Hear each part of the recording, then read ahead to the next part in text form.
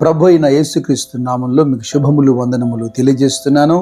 అనుదిన ధ్యానమునకు స్వాగతం. యెషయా గ్రంథం 57వ అధ్యాయం 18వ వాక్యం చదువుతున్నాను. నేను వారి ప్రవర్తనను చూచితిని, వారిని స్వస్థపరచుదును, వారిని నడిపింతును, వారిలో దుఃఖించు వారిని ఓదార్చుదును. ప్రవర్తన, దుఃఖము, పశ్చాత్తాపం. 103వ కీర్తన 9వ వచనంలో చెప్పబడినట్టుగా ఆయన ఎల్లప్పుడూ వాద్యమాడువాడు కాడు గనుక, ఆయన నిత్యము కోపించేవాడు కాదు గనుక. ఏలయనగా గతంలో మన అతిక్రమ క్రియలను బట్టి మనకు ప్రతీకారం చేశాడా? మన దోషములను బట్టి మనకు ప్రతిఫలం ఇచ్చాడా? కోరహ కుమారులు 85వ కీర్తనలో ప్రార్థిస్తూనే దేవుని ఇలా ప్రశ్నిస్తున్నారు. ఎల్లకాలము మా మీద కోపగిస్తావా? తరతరములు నీ కోపము సాగనిస్తావా? నీ ప్రజలు నీ యందు సంతోషించినట్లు నీవు మమ్మను మరలా బ్రతికింపవా అని. దేవుడైన యెహోవా ఏనాడో వాగ్దానం చేశాడు. మన పితరులైనటువంటి అబ్రహాముకు కానీ, దావీదుకు కానీ, సొలొమోను మందిరం కట్టిన తర్వాత ప్రార్థించినప్పుడు కానీ, తన ప్రజలు తన వైపు తిరిగి పశ్చాత్తాపపడి దేవుని మందిరానికి వచ్చి ప్రార్థించినప్పుడు వారి ప్రార్థన విని వారిని క్షమిస్తానని, వారి దేశాన్ని కూడా స్వస్థపరుస్తానని. ప్రవక్త అయినటువంటి మీకాయ చూడండి, 7వ అధ్యాయంలో, మీకా గ్రంథం 7వ అధ్యాయంలో 18వ వాక్యంలో, తన స్వాస్థ్యములు శేషించిన వారి దోషమును పరిహరించి వారు చేసిన అతిక్రమముల విషయమై వారిని క్షమించు దేవుడవైన నీతో సముడైన దేవుడున్నాడా? ఆయన కనికరం చూపుట యందు సంతోషించువాడు గనక నిరంతరము కోపగించువాడు కాడు. ఎన్నో పర్యాయాలు దేవుడు సంకల్పించిన కీడు ప్రజల మీదకి రాకుండా తను సముదాయించుకోలేదా? ప్రవక్త అయినటువంటి యోనా నినివే పట్టణానికి వెళ్ళి ఒక దిన ప్రయాణమంత దూరం సంచరిస్తూ ఆ పట్టణంలో ఇక 40 దినములకు నినివే పట్టణము నాశనమగునని ప్రకటన చేయగా, నినివే పట్టణం వారు ఏం చేశారు? దేవుని యందు విశ్వాసం ఉంచి ఉపవాస దినము చాటించి గనులేమి అల్పులేమి అందరూ రాజుతో సహా గోనపట్ట కట్టుకొని బూడిదలో కూర్చుని పశ్చాత్తాపముతో దేవుని దగ్గర మొరుపెట్టినప్పుడు దేవుడు వారికి చేయ తలచినటువంటి కీడు ఆయన మానెను అని రాశారు. ఈ అంశాన్ని ప్రభు అయిన యేసుక్రీస్తు కూడా ప్రస్తావిస్తూ మత్తయి సువార్త 12వ అధ్యాయం 41వ వాక్యంలోను, లూకా సువార్త 11:32లో, నినివే వారు యోనా ప్రకటన విని మారు మనసు పొందిరి గనక విమర్శ సమయమున నినివే వారు ఈ తరము వారితో నిలువబడి వారి మీద నేరస్థాపన చేతురు. ఇదిగో యోనా కంటే గొప్పవాడు ఇక్కడ ఉన్నాడు అంటున్నాడు. ప్రవక్త అయినటువంటి యోనా ప్రకటన చేస్తే దేవుని పక్షాన ప్రజలు భయపడి రాజు అధికారులు సైతం పశ్చాత్తపడి గోనపట్ట కట్టుకున్నారు.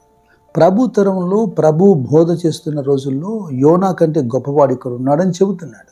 మరి ప్రభు మాట అందరూ కూడా విని లోబడ్డారా? నేటికి లోబడని ఆ తరం మన మధ్యలో కనిపించట్లేదా? అందరూ అంతటా మారుమనసు పొందాలని మన ఎడల తన దీర్ఘశాంతాన్ని చూపకపోతే మనం బ్రతికేవారమా? అయితే ఎవరికి ఈ వాగ్దానం ఇస్తున్నాడు యెషయా 57లో? మీరు 15వ వాక్యం చూడండి. మహాగణుడును మహోన్నతుడును పరిశుద్ధుడును నిత్య నివాసి అయిన వాడు ఇలాగ సెలవిచ్చుచున్నాడు. నేను మహోన్నతమైన స్థలములలో పరిశుద్ధ స్థలములో నివసించువాడను అయినను వినయము గల వారి ప్రాణమును ఉజ్జీవింపచేయుటకు, నలిగిన వారి ప్రాణము ఉజ్జీవింపచేయుటకు, వినయము గల వారి యొద్దను దీన మనస్సు గల వారి యొద్దను నివసించుచున్నాను. నేను నిత్యము పోరాడువాడను కాను, ఎల్లప్పుడూ కోపించువాడను కాను. అలాగ ఉండినడలా నా మూలముగా జీవాత్మ క్షీణించును. నేను పుట్టించిన నరులు క్షీణించిపోవద్దురు. దేవుడు మన నుండి ఏం చూస్తున్నాడు, ఏం కోరుతున్నాడు? వినయము కలిగినటువంటి మనస్సు. నిత్యము దేవదూతల చేత ఆరాధించబడుతూ ఎవరు సమీపింపలేని తేజస్సులో వసించు అమరుండైనటువంటి ఈ దేవుడు దీనుల యొద్ద, నలిగిన వారి యొద్ద వారిని ఉజ్జీవింప చేయటానికి వారితో నివసిస్తున్నాడు. అవును, లేఖనం అంటుంది కీర్తన 34:18లో, విరిగిన హృదయం గల వారికి యెహోవా ఆసన్నుడు, నలిగిన మనస్సు గల వారిని ఆయన రక్షించును. మానవుడు ఎల్లప్పుడూ బలి గురించి ఆలోచిస్తుంటాడు. దేవునికి కావలసింది అర్పణ లేదా నైవేద్యము, కానుక. ఈ విధమైన బలి అర్పణ ద్వారా ఆయనను చేయవచ్చును లేదా సంతోషింపచేయవచ్చు అని మనిషి ఆలోచిస్తుంటాడు. అది దేవుడు పెట్టిన కట్టడే అయినప్పటికీ దేవుడు ఏం కోరుతున్నాడంటే, కీర్తనకారుడు 51వ అధ్యాయంలో 17వ వచనం ఇలాగ అంటున్నాడు. 16-17 వచనాల్లో, నీవు బలిని కోరువాడవు కాదు, కోరినెడల నేను అర్పింతును. దహన బలి నీకు ఇష్టమైంది కాదు, విరిగిన మనస్సే దేవునికి ఇష్టమైనటువంటి బలులు. దేవా, విరిగి నలిగిన హృదయమును నీవు అలక్ష్యము చేయవు. ఆయన మన పైన మనసు ఉంచేదానికి, నరుణ్ణి లక్ష్య పెట్టేదానికి ఏదో గొప్పతనమో సామర్థ్యమో దేవునికి మనం ఇచ్చేటువంటి బహుమానమో కాదు. యెషయా గ్రంథంలో 66వ అధ్యాయంలో చాలా స్పష్టంగా మాట్లాడుతున్నాడు. 2వ వచనంలో చివరి భాగం, ఎవడు దీనుడై నలిగిన హృదయం గలవాడై నా మాట విని వణుకుచుండునో వానినే నేను దృష్టించుచున్నాను. ఆయన నిమిషం మాత్రమే కోపగించేవాడు, ఆయుష్కాలం అంతా కృప చూపించేవాడు. అవును, ఆయన కృప తరతరములు ఉంటుందని ఆయన వాగ్దానం ఇచ్చాడు.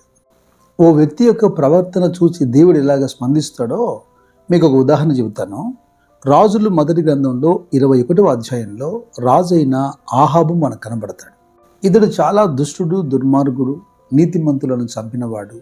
యెజబెలైన తన భార్య మాట విని తనను తాను అమ్ముకున్నటువంటి ఇలాంటి రాజు ఎవడు లేడని లేఖనం అంటోంది.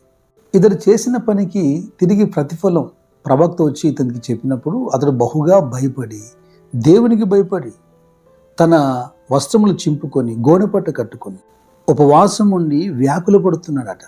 మనమైతే సింపుల్గా చేయాల్సిందో చేసి ఇప్పుడు పశ్చాత్తపడితే ప్రయోజనం ఏంటి అంటాం. కానీ దేవుడు చూడండి, ఇటువంటి చెడ్డవాడు దుష్టుడైనటువంటి ఆహాబు ప్రవర్తనను కూడా చూసి స్పందించాడంటే, ఆహాబు నాకు భయపడి వినయముగా ప్రవర్తించుట చూచితివా, నాకు భయపడి అతడు వినయముగా ప్రవర్తించుట చేత ఆయన తలపెట్టినటువంటి అపాయమట అతని కాలములో సంభవించకుండా అతని కుమారుని కాలమందు అతని కుటుంబకుల మీదికి దాన్ని నేను రప్పిస్తాను అంటున్నాడు. శిక్షను కాస్త తగ్గించడం లేదా మార్చడం. నేనెందుకు ఈ ఉదాంతాన్ని మీ ముందు ఉంచుతున్నానంటే, చెడ్డవాడే దుర్మార్గంగా బ్రతికినటువంటి వాడే పశ్చాత్తపడి తన ప్రవర్తనను అలా మార్చుకున్నప్పుడు దేవుడు కనికరం చూపితే, దేవుని పిల్లలమైన మన మీదకు వస్తున్నటువంటి ప్రతిదీ మనం అనుభవించక తప్పదు, దేవుడి అనుమతించాడేమో అని ఒక నిర్ధారణకు రాకూడదు. రాజైన హిజ్కియా దగ్గరికి ప్రవక్త అయిన యెషయా వచ్చి నువ్వు మరణిస్తున్నావు అని చెప్పినప్పుడు ప్రవక్తే చెబుతున్నాడు దేవుడే వర్తమానం పంపాడు అని కుళ్ళి కృషించి మరణించాడా? ఆ హిజ్కియా ప్రార్థన కన్నీరు విడవటం, దేవుడు అంటున్నాడు నేను అతని ప్రవర్తన చూశాను, అతని స్వస్థపరిచాడు దేవుడు. వెనుదిరగండి, పశ్చాత్తపడండి, పెదవులకు బదులుగా హృదయాన్ని అర్పించండి, ప్రార్థించండి. ఇదిగో యెషయా 57:15 ఆయన చేస్తున్న వాగ్దానం ఆయన తప్పక నెరవేరుస్తాడు. దేవుని బలిష్టమైన చేతి కింద మీరు దీన మనస్కులై ఉందురుగాక. క్రీస్తునందున్న మీ అందరికీ సమాధానం కలుగును గాక. God bless you. God bless you.